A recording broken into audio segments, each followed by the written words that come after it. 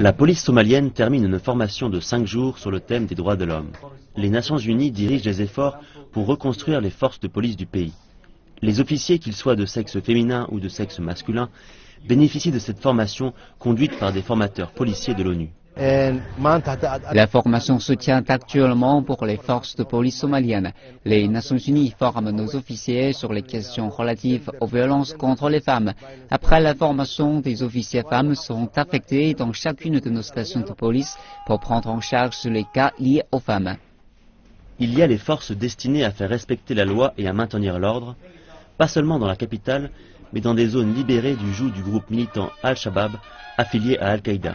Après plus de 2 décennies, la Somalie veut que la loi et l'ordre reviennent dans ses villes. Pour y parvenir, l'ONU renforce les capacités des forces de police. Voici les nouveaux véhicules de patrouille récemment offerts à la police par l'ONU.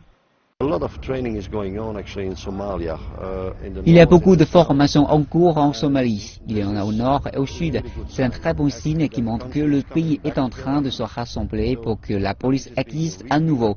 Et elle est actuellement formée pour devenir une police évidemment professionnelle. Il y a encore beaucoup à faire car c'est un métier difficile. Alors que l'ONU fête ses 70 ans, le premier émissaire de l'organisation en Somalie, Nick Kay, déclare que l'ONU est optimiste et qu'elle poursuivra ses efforts pour reconstruire le pays.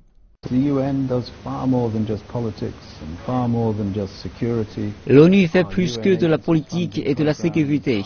Les agences, les fonds et les programmes de l'ONU apportent aide et soutien à des centaines de milliers de Somaliens chaque jour. L'ONU a joué et continuera de jouer un rôle central pour aider les Somaliens à profiter de la paix et de la stabilité que connaît le pays.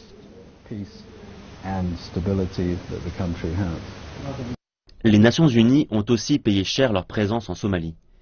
Des attaques mortelles contre ces bases à Mogadiscio et à Garo ont tué des douzaines de personnels onusiens.